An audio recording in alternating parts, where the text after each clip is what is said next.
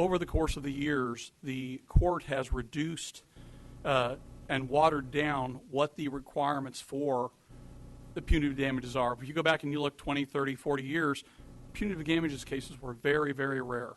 A punitive damage case is designed only to punish or to deter. It does not look at the victim. The victim is handled in our compensatory case, where when you get hurt, you bring your lawsuit. The compensatory portion of the trial makes you whole, is the phrase we use a lot. Punitive damages are only brought when it's so egregious. It's kind of that gray area between not quite criminal, but needs more than just regular civil, healing the person, making them whole. And so that's where it was. They were rare. Over time, the phrase willful, wanton, and malicious has been watered down in interpretation. The words are still there, but the implementation of those words by the court is not satisfactory. It's gotten to the point where we're basically dealing with simple negligence, getting punitive damages, which is not ever what that was supposed to be.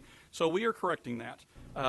Just a very quick, I don't know how much you'd like me to go through this in detail. I'll try to not do it in too much. I'll be happy to answer questions on it. But starting with punitive damages, the first thing we do is there are two parts to this. One is the regular civil, and then we have the medical malpractice portion, which is separate in our statutes.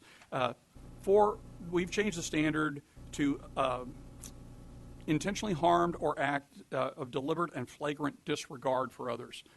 Unfortunately, I've actually had an attorney say at a meeting, not on the record, that they would almost consider it malpractice not to file a punitives when they file a compensatory case.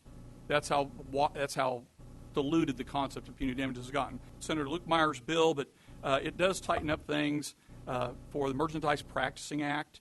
There are some things that you cannot bring a Merchandise Practicing Act in a case of wrongful death or personal injury.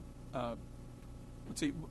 You have to use a reasonable consumer standard. There was some concern on that, but it's written that you have to use a reasonable consumer in light of all circumstances.